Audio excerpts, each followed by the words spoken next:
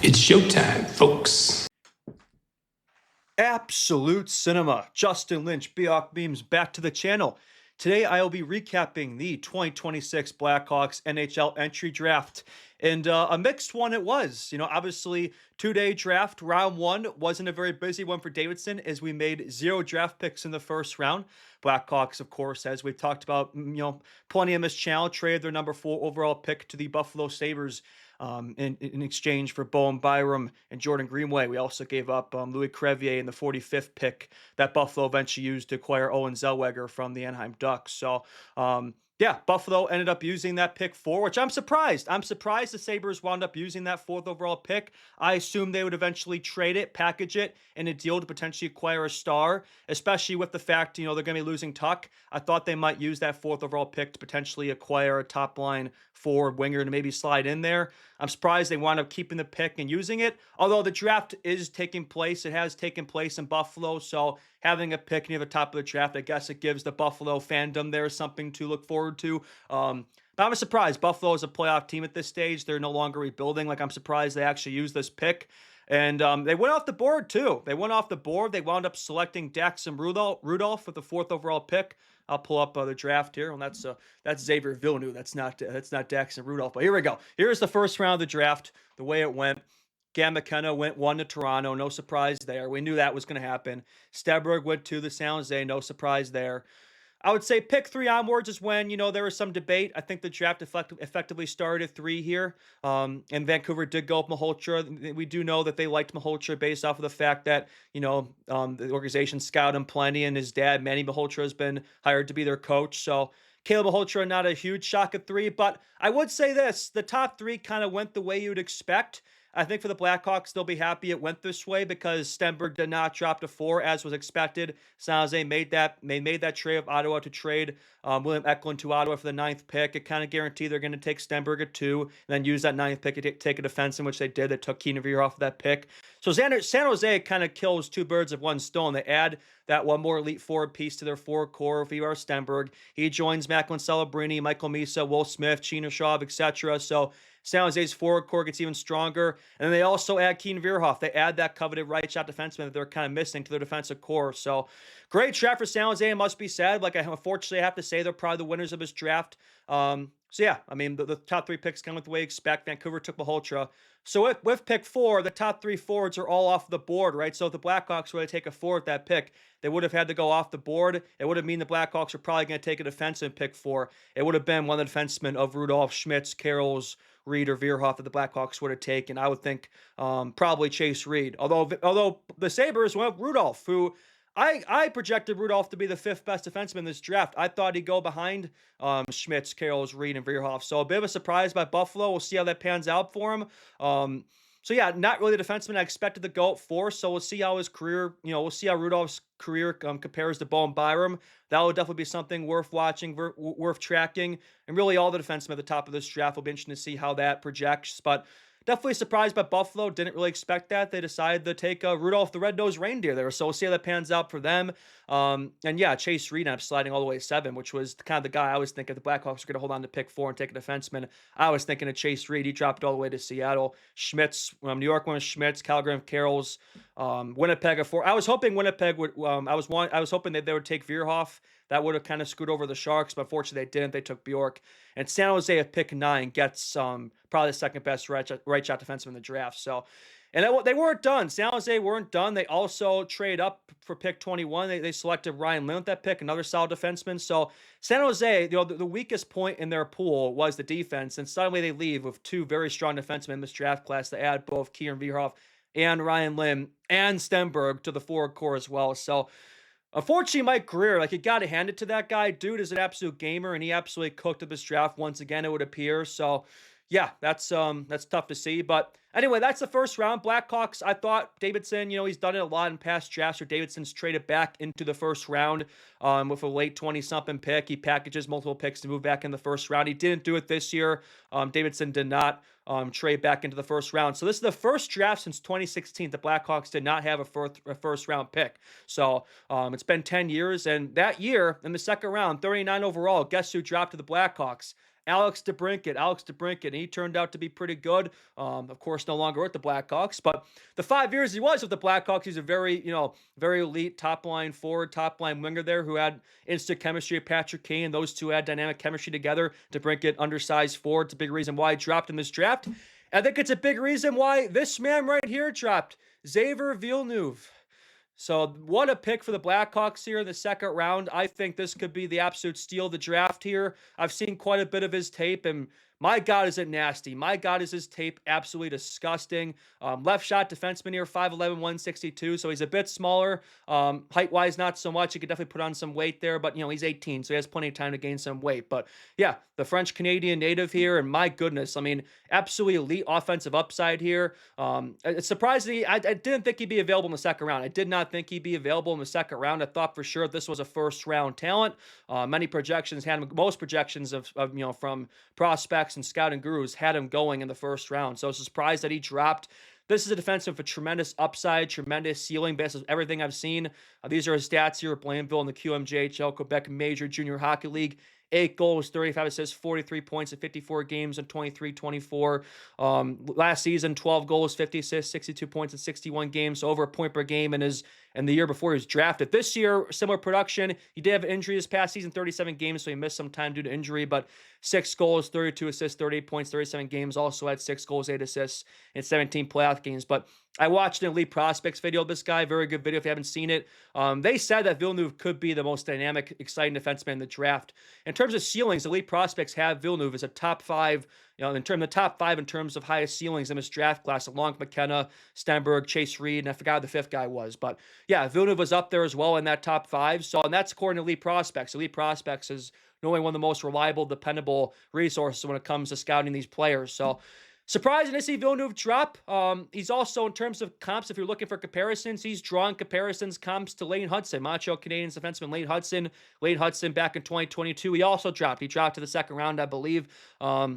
A big reason why, because of the fact he's undersized, because of the fact that he's an offensive defenseman, but maybe some defensive miscues in his game. With Villeneuve is a lot of the same traits there. He's very offensively gifted. His defensive game's not bad, but it could use work. He does seem to make his fair share of mistakes because he's a creative player. He's a skilled player, so creative players are going to push the limits of their game, so they're going to make mistakes every now and then. But I think the skill and talent he has in his game was too much to pass up. I think it's a great value pick by Davidson in the second round because he is second-round pick, but he's effectively a first-round talent. So I think this pick also makes the Byram trade potentially look even better as well because the Blackhawks, look, they sacrificed pick 4. They sacrificed their top pick in this draft to get an impact defenseman in Bowen Byram. It can impact this team right now. They need a defenseman who you could insert in the lineup right now, who's already kind of spent that time developing, who's going to be entering his prime, an experienced defenseman to kind of help, pull the ship forward here on that defensive end, right? Add some experience to that back end. They need a veteran back there. But even despite giving up the 4th pick, they still get a defenseman in Villeneuve.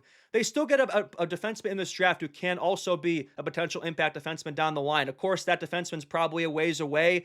Villeneuve is probably, at least a year away, maybe a couple years away. He's committed to play at Boston University next season, so he will be making that transition from Canadian major juniors to the college level next year, which you'd like to see. I do think the college level is preferable for these kids' developments these days, especially you want to see him make that jump. I think the level of competition is greater at the college level compared to the Canadian junior level. You're seeing a lot of players make that transition.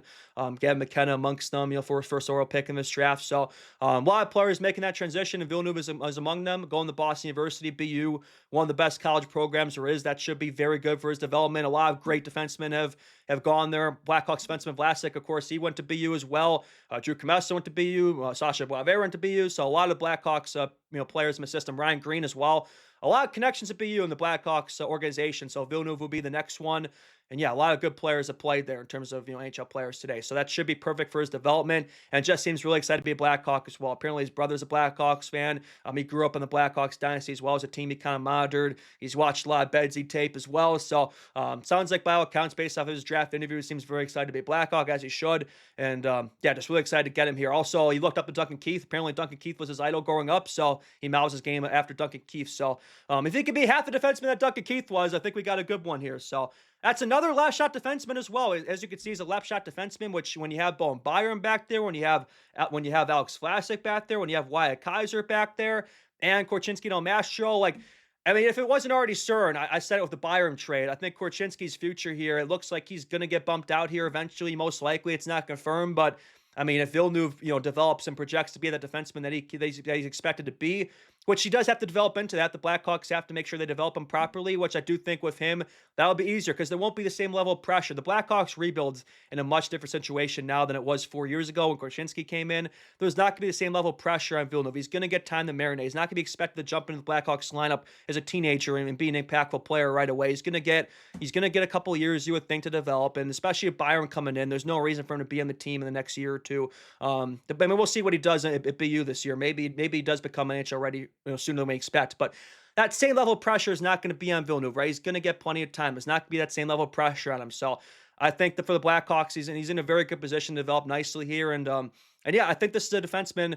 There's definitely some boom, but I will say this: there's definitely some boom bust to his game. This is a defenseman that can become an impact top four, even top pair defenseman, star player, or he could just not translate. It could just not translate. There is plenty of areas in his game I think that he needs to work on if he wants to be a good all-around defenseman in the NHL. Even Late Hudson, you look at Late Hudson, the guy's been compared to a lot.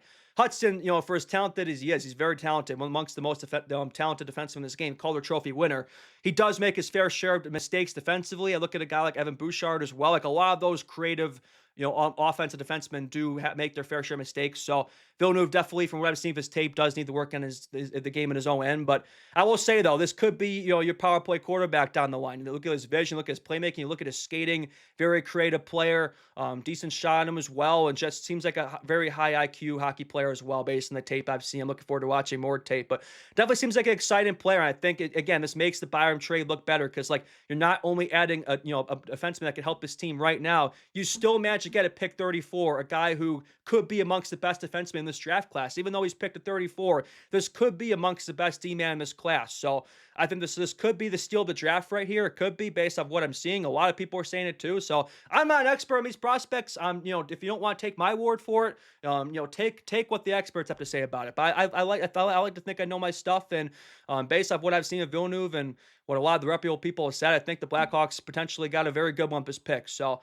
and that's the thing with Davidson as well. Like, say what you will about Davidson, his first round. The first round has been hit or miss for him, right? He's been some picks that he's absolutely nailed, and there's been some picks that have been questionable. I do think the second, third round, those mid-round draft picks, Davidson's been doing a very nice job of since he came in 2022.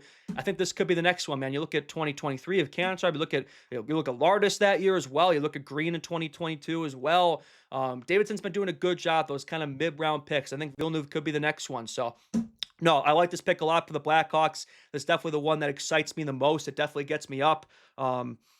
Yeah, no, I'm glad Davidson as well. I'm glad he's kind of swinging for the fences here too, because there are some risks with this pick. Like, this is a risky pick. There might be picks on the board that were safer than this pick, players who have higher floors, but Villeneuve has a higher ceiling. I've always been a guy, go for the ceiling versus the floor, right? I mean, especially at the Blackhawks as well, when you've already made so many draft picks these last 5 years, you can afford to take some risks. You can afford to gamble here.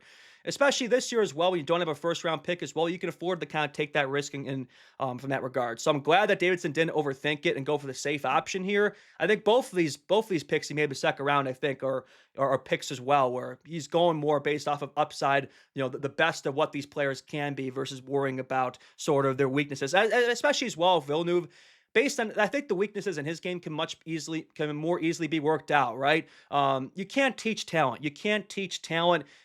This is a player that has gifts that a lot of players don't have, right? So you can work mistakes out of players, right? You can add compete level to these players' games. What you can't teach is talent. You can't teach that. There are some things that the top players can do that most other players can't, and Villeneuve seems like one of those defensemen. You look at his puck handling, his stick handling as well, his ability to break the puck in his game in transition.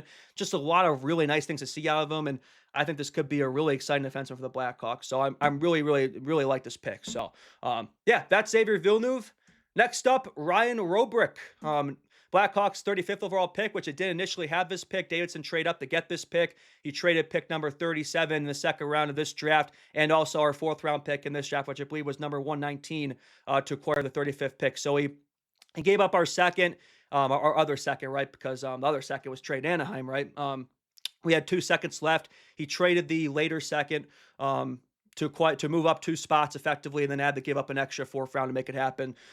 So I guess Davidson, of course, he found Roobroeck on his board, and so I assume they thought, the next 2 teams, he might not be there, right? He might get scooped up. So if you can move up a couple spots and guarantee that you're going to get the guy you want, if you're worried about other teams taking him, you may as well, right, take that gamble. Davidson's done that a lot. Davidson's done that a lot in past drafts where he's packaged multiple picks to move up a couple slots if there's a guy on their board that they're targeting and he really wants.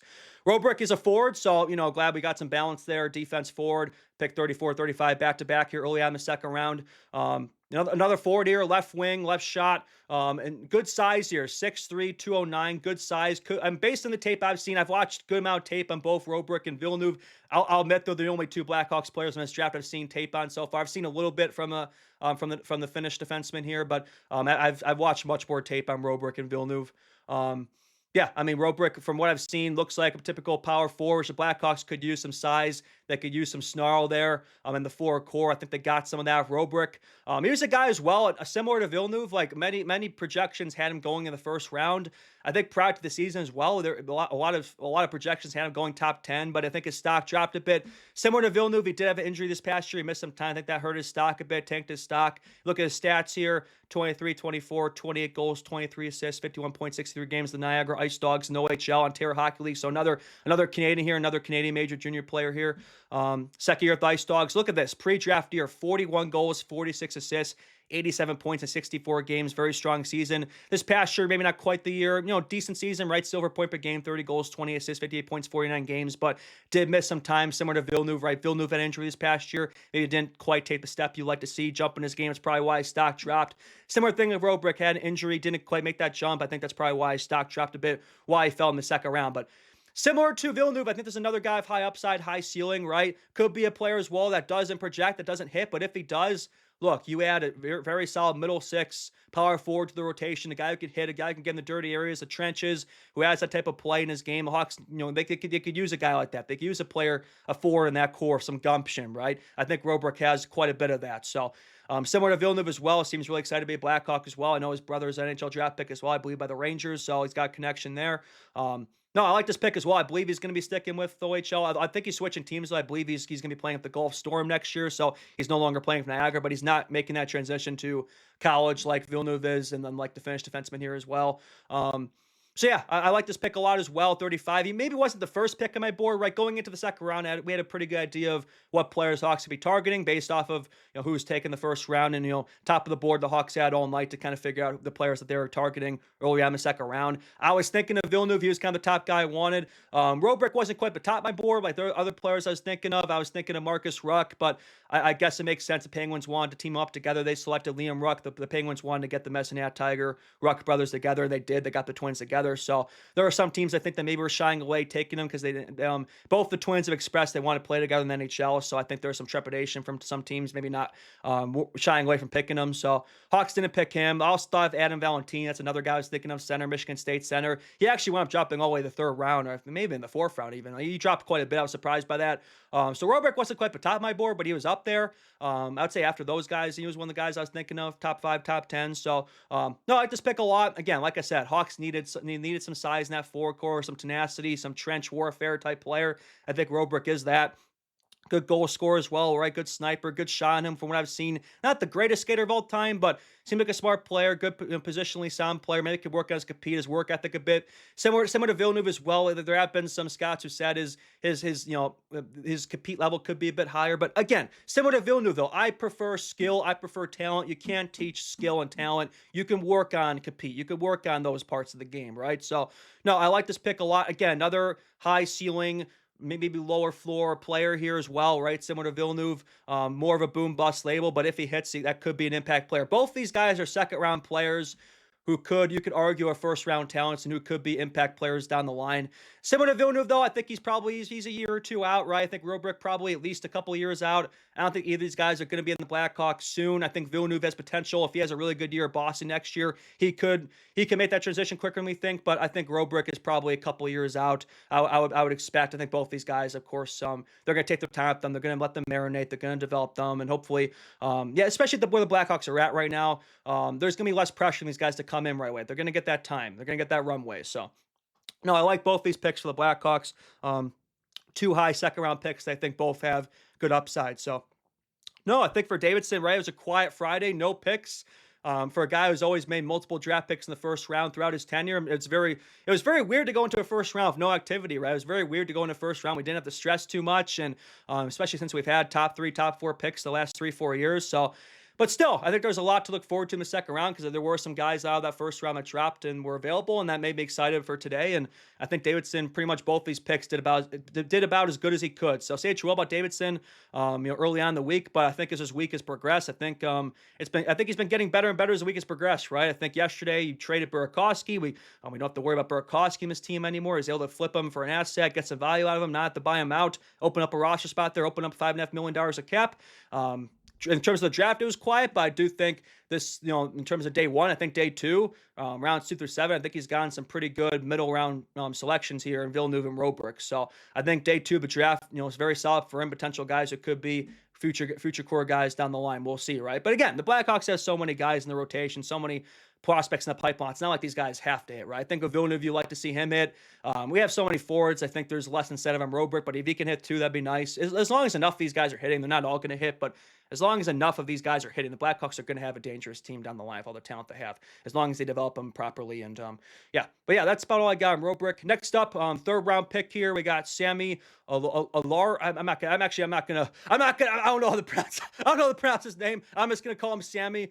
Finnish defenseman here. I don't want to butcher his name. I'm gonna say Alari. Is that how you say it? Yeah, we'll say Sammy.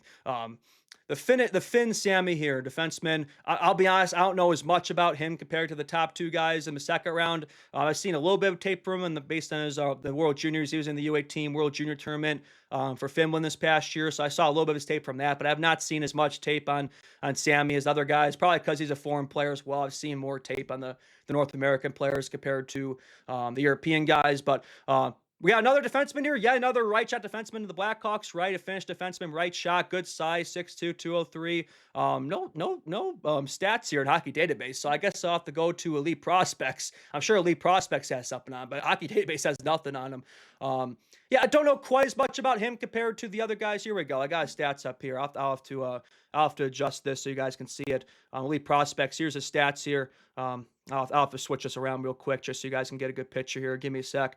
All right, here are his stats. Sammy, our Finnish defenseman, Sammy. That's what I'm going to say. Or Samu. I don't know. We'll call him the Finn here, the Flying Finn.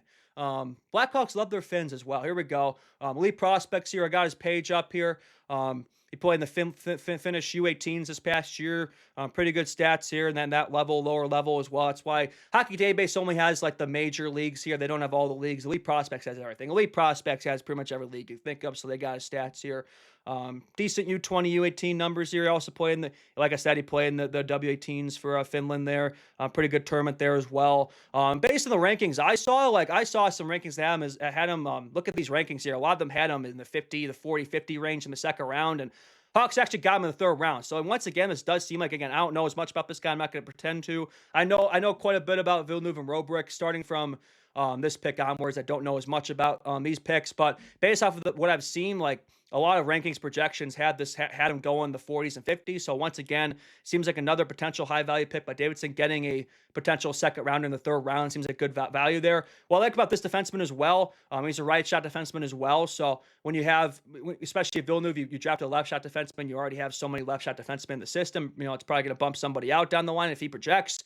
With the right side, the picture's a lot more open, right? Because you only really have Renzel and Artie on the right side for now, unless one of those left shot play on their offhand. The Blackhawks maybe add a right shot, another right shot defenseman in free agency trades, whatever. But the Blackhawks, in terms of like their future outlook on the right side, it's really only Artie and Renzel right now. So if this man projects here, if he projects, that could be a third pair defenseman down the line, right? So that'd be nice for this team if he could project to be a third pair defenseman behind Artie and Renzel. If not, the Hawks could always go add somebody for agency trades that could kind of fill into that spot. Again, don't think there'll be as much pressure on him to progress from that standpoint, but yeah, good size, I would say, good size, decent for what I've heard from scouts and people that know more about this prospects than me. Like, sounds like a good all-around defenseman as well. Has got some physicality in his game as well. Hawks have a lot of size in their back end. For the most part, though, Villeneuve is a bit smaller. Like, Hawks for the most part have a lot of 6 foot plus, 200-pound plus defensemen. Villeneuve is a bit smaller, but I would say like he provides more size from that standpoint as well, 6'2", 203. So yeah, we'll see if he projects right there around her. So it's a bit tougher there, but I would say the first 3 rounds though, he still got a pretty good shot. There's good value to be found in the first 3 rounds. So if he projects, that could be your third pair of guy behind Renzel and Artie. So that'd be pretty nice. So what I like about this pick as well, not to get back to Villeneuve here, but like drafting Villeneuve and drafting Byram as well, I feel like it does take off a good chunk of the pressure off of Artie Renzel. It felt like before, in terms of the Hawks' defensive future, it felt like so much hinged on Artie Renzel in terms of our outlook. And while they're still very important on the right side, I think bringing in Byram and drafting Villeneuve, I think it does take some of the pressure out those guys as well. So I think that's another positive right there. So there's less that hinges on those guys' development. It's still important. Don't be wrong. It's still very important. You still want to see Artie Renzel be your top 2 right shot defenseman in the future. But still, I think bringing in these alternative options here to have more weapons in the system, because they do often say you can't have too much defensemen, right? You can't have too many defensemen. And I think from that regard, when you have more bullets in the chamber, there's a better chance you have of having enough pieces there that can hit and kind of build up your core of the future there. So I'm liking this. They're very defense heavy so far, and that continues here from the 4th round onwards. Sorry, not the 4th round, because the Blackhawks traded the 4th pick. I should say the 7th round onwards. Yeah, there's a bit of a break here between round 3 and 7, right? The Blackhawks did not have any picks in rounds 4 through 6. So the Hawks had to wait till the 7th round to pick again. 2 more picks late in the 7th round here. So let me change this up here so you can see this, because I gotta put this back to where it was. But stick dropped here, my bad. But yeah, 7th round selection here. Another defenseman, yet another defenseman here, Russian defenseman here. Alexander Ivanov. I'm changing this on the fly here. Give me a sec. Got live show business here. So yeah, we're just changing this up so you can see it. There we go. Yeah, Alexander Ivanov, Russian defenseman. So look, 7th round pick here. So, does he hit? Probably not, but because 7th round, it's pretty tough, right? You might get a couple gems, right? You might get a couple hits in the 7th round, but for the most part, 7th round picks are not going to translate. But he is Russian. He does got size, 6'2", 181, and he played in the KHL this past year as well, which is second best league in hockey. NHL level talent in that league, and also playing the Russian Junior League as well. 3 assists, 36 games at that level, and played 7 KHL games with Kazan there in the KHL. So yeah, again, 7th round pick, but another left shot as well, another left shot defenseman. So yeah, we'll see if he translates. I did see some projections that have him going pretty, in the middle rounds. I saw some projections that have him going in like around the 3rd, 4th rounds. So if that's the case, the fact they dropped to 7th round is kind of a surprise. But a lot of those Russian, players can be pretty hit or miss. So that might be why. But yeah, unlikely he translates again. I have less to say about these 7th round picks. They're 7th round picks. I'm not going to pretend to know much about these 7th round picks, but yeah, if he hits, great. If not, no big deal. He's a 7th round pick, so 194. So, and then the last pick of the draft here is William Sorbrand. Again, don't have much to say about him. Don't really know a ton about him. Center here, forward. So Hawks drafted 3 defensemen and 2 forwards in his draft in terms of their 5 picks. Another 7th rounder, 200th overall here. One of the last picks in the draft, 6'3", 203. He's got decent size. Swedish player here, playing the Swedish leagues, 10 goals, 8 assists, 18 points, 20 games at the junior level, and also played some games in the top Swedish level as well. That players like Frendell, the same league as Frendell and Stenberg, all those guys. So yeah, not much to say about these picks. They're 7th rounders. If they hit, great. If they don't, no big deal. They're 7th round picks. So the 7th round, you're basically just throwing darts at a board, hoping something hits. So if they don't hit, it's not really a big deal. It doesn't really matter. So, but yeah, no, that's pretty much all. Again, that's pretty much all I got in terms of this draft class. Definitely, a less active draft, relative to many drafts in the past for the Blackhawks. They're definitely less active. Of course, no 1st round picks this year. If they still had 3 picks in the middle, 2nd, 3rd rounds, which say what you will about Kyle Davidson, the 2nd, 3rd round draft has tended to be pretty good for him. He's been, for the most part, he's been good at finding gems in the middle round, 2nd, 3rd round. So, no, overall, I think this was a good day for Davidson. It was a quiet day yesterday. I thought that was a decent day as well. Just, like I said, I broke down the Burakovsky trade, so I didn't see that. You could go see that. And I don't think we're done here. That's it in terms of the draft, but we transitioned from the draft to July 1st. Free agency's coming up, so there's a few days leading up to free agency. You're going to keep seeing trades. I think you're probably going to see the Byram extension soon, the Bowen Byram extension. He's eligible to be extended, as early as July 1st, so I bet you'll see that pretty soon. Sounds like a pretty good chance he extends this summer as opposed to next summer, so we'll see what happens there. We'll see what happens with the Bedard extension. If that happens anytime soon, hopefully it does. We don't have to wait on that all summer. That'd be nice. And then we'll see what happens in terms of what else the Hawks go after, right? I think the picture's looking pretty clear here. I think the D's pretty figured out, unless unless they go and add another right shot D-man. The D-core looks pretty set. Maybe they play Byram there. We'll see what they do in terms of the defense, but that's looking pretty set with Byram. I think obviously we're good in net. I think the question mark is the offense. Like I said, I think the question mark is the offense. We'll see what they do there. If they might add potential top line forward to play at Bedard, I do think that is this team's. I think that's kind of the last. I can remove this now. I don't really have to have this up anymore. It served its purpose. But yeah, I think in terms of Blackhawks objectives for the offseason, I think Davidson's checked a lot of buckets off the list here. He added a veteran top four, top pair defenseman in Bowen Byram. That's going to be a pretty rich deal, by the way. I mean, projections are seeing, insiders are saying it could be 4 or 5 year deal worth as much as $12 million. So, which would be an overpayment right now. But if Byram does become that number one defenseman that Davidson thinks he's got, then that deal could be okay down the line. But for now, it will be an overpayment. But again, the Blackhawks have so much cap, and the cap is rising so much in the NHL. So I think it's not going to be as bad a deal as I think people make it out to be. But anyway, getting back to the Hawks here. Yeah, I think they got the D-core figured out. They got rid of Burakovsky, which is big on the agenda list. They added some grit there. Jordan Greenway does add some grit to the forward core they needed. I think they need a dog back there. I think the next item has to be a top 6 forward target, top line target if you can. Unless Davidson just feels confident they can, so I could be that wingman for Bedard, right? But I do think if he could find a top line guy, that'd be nice. Whoever that ends up being, right? I mean, we'll see if the Blackhawks, they've checked in Jason Robertson. We'll see if they keep checking in on them. We'll see if there's some other targets there. A lot of players are already off the board, unfortunately. There's been a lot of trades. Mason McTavish, the Hawks were in on, and unfortunately he was traded to the Blues. Also, Pavel Dorofeyev was traded to the Rangers. There's been a lot of trades. John Carlson also was traded to Carolina recently, so there's a right shot guy off the board. So a lot of trades happening right now. They're going to keep happening between now and July 1st and onwards. So we'll see if the Blackhawks get involved. We'll see if there's more trades on the horizon for Davidson. I have to think there is, especially I think the Burakovsky trade's a trade that probably could lead to more moves down the line. So we'll see what else Davidson's got cooking. I do think the last item on the list has to be addressing that top line there. Get a wingman for Bedard. If Davidson can make one more big addition here, if you got the top 4D, I think you got the grit in the bottom 6, right? Decent draft haul here. I think if you could add a top 6 top line winger, we're in pretty good shape. And I think you have a team next year that I think has potential to make that jump and to potentially compete for a playoff postseason spot. I don't think that's crazy to say. I do think more needs to be done. I don't think this team as it is enough. I do think there's got to be at least one more, maybe 2 big fish additions this summer. We'll see what happens there. I mean, the Davidson as well, he's going to be hesitant in terms of what the package you have to give up. He's not going to want to have to give up core young players if he has to, but hey, NHL's a business. You have to be willing to make sacrifices, as we saw in the Byram trade. I think Davidson showed, now's the time. You're going to have to make some sacrifices here. Davidson thought it was worth it to get a top pair impact player in Byram as opposed to, another top 4 pick in the defenseman he would pick there that maybe could be better than Byram down the line, but that defenseman, that player is probably multiple years down the line. Davidson thought it was worth it to get that defenseman right now. And also right kind of mistakes of the 2019 regime as well, because Byram's a guy that a lot of people within the Blackhawks organization wanted back in 2019. They didn't take him, so it kind of got a second chance there. So we'll see what happens there. But no, I think Davidson, he can't be afraid to make another big move like that if you have to give up, more draft capital for next year. Hawks have 3 first-round picks next year. We'll see if he uses those.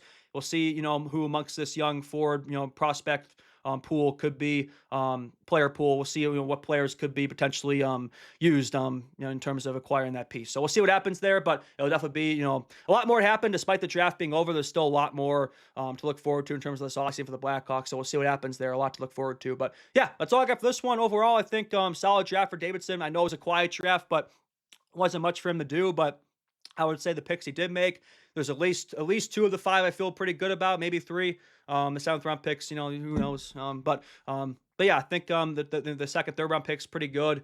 And yeah, no, I think I'm warming up to the Byram trade, right? I mean, I think we need to see how he does, obviously, but I'm warming up to it. Maybe it's just me coping. But you can tell me in the comments if I'm coping or not. But yeah, no, I think for the Blackhawks, we gotta trust the process here. We gotta let the process play out, right? I think next year will tell us a lot. If his team isn't making that jump, that step next year, then I think you could start, coming for Davidson's throat. I don't think we're there yet. I think Davidson, for me, we got to see how his team plays out next year. We got to see how it plays out next year before we kind of can have sort of start to come to conclusions with him, some judgment of him, right? I think it's a bit early yet. But I do think this offseason is a legacy summer for him. I think he knows that the pressure's on. I think we're seeing kind of the trades and moves he's making. Right? I think he knows the sense of urgency is higher now. I think you're seeing that I think you're seeing that develop right there. So yeah, anyway, that's all I got for this one. There'll be plenty more videos on the horizon as this offseason keeps developing. We'll see what the Blackhawks are in on, and we'll see what else is. I imagine that we're far from done here. I imagine there's plenty more moves on the horizon. I do think Davidson, I think you got to go all in. You got to go all in this summer, I think, for next season onwards. No, like no more draft lottery. No more fighting for draft lottery spots. This team's got to be pushing for playoffs next year and beyond. So I think there's got to be more that needs to happen to get there. But I think we're getting there. I do think we're on the right track. So yeah, that's all I got for this one. Thank you all so much for watching this video. This is Justin Lynch, Bjork Memes out. If you like the video, feel free to like it, subscribe to the channel for more content. Hype the video on YouTube, help me out a ton. All right, so I got for this one. Justin Lynch, Bjork Memes out. And I'll see you on the next one, baby. Bye-bye. Absolute cinema. Boop.